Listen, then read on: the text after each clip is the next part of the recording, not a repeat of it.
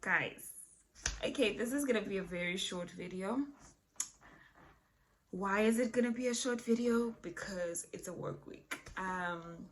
Why am I shooting it if it's gonna be short?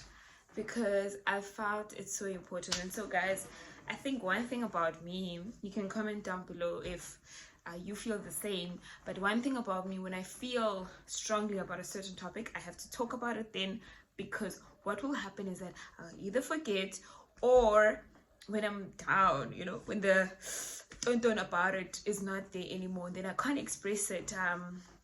I think I'm an elephant. So I went to a game reserve. Please do watch the video. It's really amazing, and I really love the place that we went to and all of that. So we went to a game reserve, my husband and my son. And guys, I have a spirit animal. I have an animal that I act like. I have an animal that when they described it, I was like, that's so me.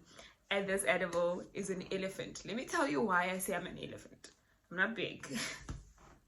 And I'm not bulky, I'm not huge, I'm not intimidating and all of these things. But as we were getting information, they told us that an elephant actually expresses its emotion like it's very expressive of its emotions. And so I also feel like I am that type of girl. So they say that an elephant, when a family member of an elephant passes away or dies, what happens is that the elephant grieves. If they go there and they see that a family member or someone, or I don't know how to say it now, an elephant of their family passes on, they grieve, they cry, and they get super angry, and they make holes, like they're really expressive about their emotions when they cry, like you can even hear it. And apparently you mustn't be in the vicinity when they express those emotions, because it's really not a nice scene for them. And really they're not dangerous as much, but it's just their time that they take to grieve, to just take it all in and all of those things. And so and another important part is that when they see the bones again and again of that family member that has passed on, they grieve the same thing. So they go through the same process again, grieving, crying, all of those things. And so yeah, I found myself to be very, very similar to an elephant, because I'm very expressive of my feelings. I express my feelings, I feel my feelings, I feel deep feelings. Also comment down below if you also feel that when somebody else's person, or when someone is affected with grief, or they're really struggling from some point, then you also just you know, grieve as well. Like you feel the feelings, like you feel them as if it was you. Like I even cry at funerals, guys. Funerals. If you take me to a funeral, let's say we're going to a funeral of a friend, or a funeral of a friend's mom, or a friend's person, I'll still cry. And my husband's always like, dude, why are you crying? And then that just goes back to the fact that really now the death of Shauna Ferguson really affected me. I was watching the funeral, guys, yo, the color. Anyway, I'm digressing from today's topic, so I'm gonna go back to today's topic.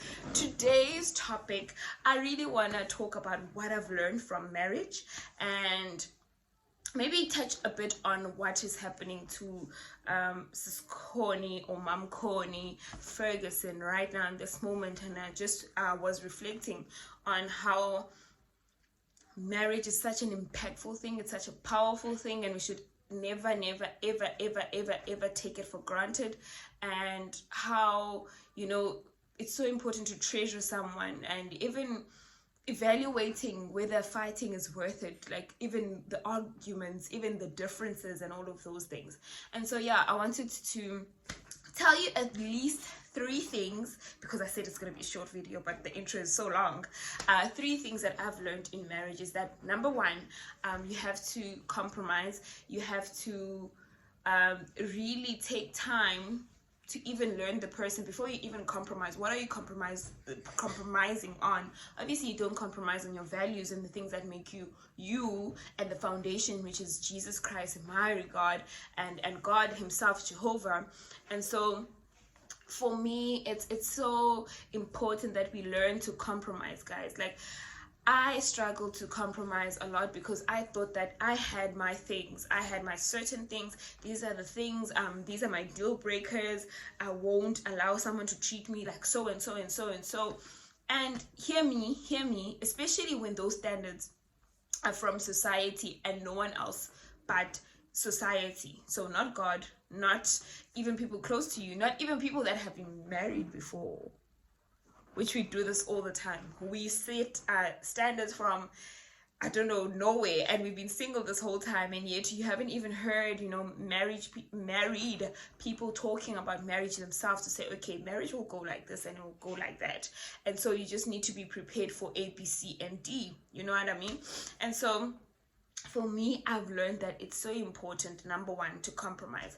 And number 2, it's so important to stay you, especially if you're in a healthy place or you really have gone through, because every day and every season we are learning, we are evolving, we're becoming better. But what I have noticed is that when we get into marriage, we change. We want to be more like our partner. We want to take on a role. Let's say take on a role of, okay, I'm a wife, so I have to act like this, or I'm a husband, and so I have to be like this. And sometimes it drowns us and you don't know how to act, and that's why sometimes your marriages could be potentially in danger, because we don't actually take enough time to reflect on ourselves and also be ourselves. So we don't take enough time to express ourselves and just say, this is who I am, so this is what I'm bringing. I'm fun. I make things fun. I am not a quiet person, so I'm bringing the vibe in the marriage. And one thing that my husband always says, which used to annoy me, but it doesn't annoy me anymore because I'm a grown woman now and I'm evolving, is that whatever your strong point is, you have to, take it for the team from that strong point. Let's say you're strong at cooking and you're strong at planning things out and all of these things. And so it would be better if you just did it. Like, why not just be the person to just plan these things, and maybe even speak to your partner and say, okay, give them a chance to plan, but for the most part, because you are good at it, so you get to do it. So I know sometimes with women, the cooking topic, because we're good at cooking, but sometimes we get bored. But all I want to say is that even being yourself in that is that you would arrange with your husband, or you can teach him how to cook. You can teach him how to do certain things and really express yourself, because there's a reason why God put you in that marriage, because he knew that you would bring a certain thing. You would bring the cooking skills. You would bring the personality that is bubbly. You would bring the financial guru things, because my husband is a financial guru, straight up, blank out. That guy with money, powerful, spreadsheets, our budget, spreadsheets, all these plans, and really he brings that in. And if I try to be that, which I might have, because I can be anything to anyone. I'm a strong one. I'm a woman of, but anyway, if I try to be that, it would take more strain for me to try and do my spreadsheets and all of these things. Whereas he can express that side of himself with ease, without even struggling, So one thing I wanted to say, number 2, is that stick to yourself, and if you have strong points, bring them in and express them fully in the marriage. Number 3, guys, if well, he's been here all this time saying, hi again, welcome to my YouTube channel. My son. So we have a child. All I wanted to tell you that I learned in marriage is that prioritize your relationship before you prioritize your children. And so I have a different parenting style. I think my husband might have struggled with this topic more than I have, because I'm laid back. guys, I'm very laid back. I'm that mother that's like, you wanna eat? And he's like, nah. And then I'm like, it's cool. You wanna eat this? And then he'll have whatever he wants to have. With regards to me, I'm a very laid back parent. I'll just play and all these things. And you know, for my husband, it's very different. Like, he's very into detail, and it really helps me, guys. So going back to number 2, it really helps me because he always makes sure that the child has food, has nappies, and all these other, guys, I feel like a bad mom. I'm not representing the moms in the world, but I just like to play. I play and I bring the playfulness into it. But anyway, so he's the more into detail and all of that, and so he would spend more time looking at the needs of my son. And so sometimes then it would affect the relationship because they'd be like, oh, we need to take care of the child, we don't have time to do this and that. And so we had to adapt to putting us first, because if we are happy, then my son sees that actually mommy and daddy are getting along, and therefore he's benefiting from that more than like the physical things and the other things. Not to neglect your children, but to really put you guys first, because we go on date nights and we really try and do things alone. We spend time alone, and sometimes he'll be in the room, and when we need to pray, for whatever reason, my son might not be in the mood for prayer, but we'll still pray, and we'll pray together as a couple, and just him watching us and just being there and just prioritizing ourselves and really taking time to really, you know, establish our marriage before we even establish that relationship with my son. Because one thing that we are very much aware of is that the children do leave you, and they do get on with their lives, and they do become individuals, and if you too focus on them and not on your marriage, you might need to fix up your marriage at the end. And so guys, that's it.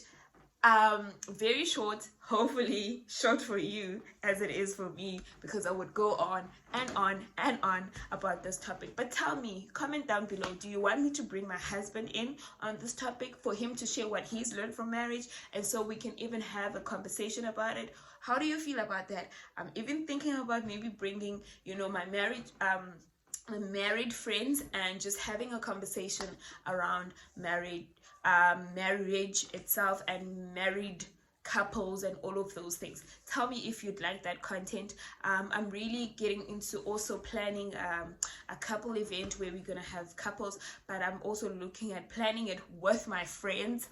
And so yeah, it was an idea that was brought up, and I really want to push for that, so that young couples can really be representing and showing up for marriage, because we are the next, you know, Damkulu and Makulus of the future, and we are the ones that are gonna be holding marriages in our hands. And for the next generations, we need to really represent this marriage thing in a healthy way and in a good way. So look out for that as well. I hope you enjoyed this video. Comment down below, and don't forget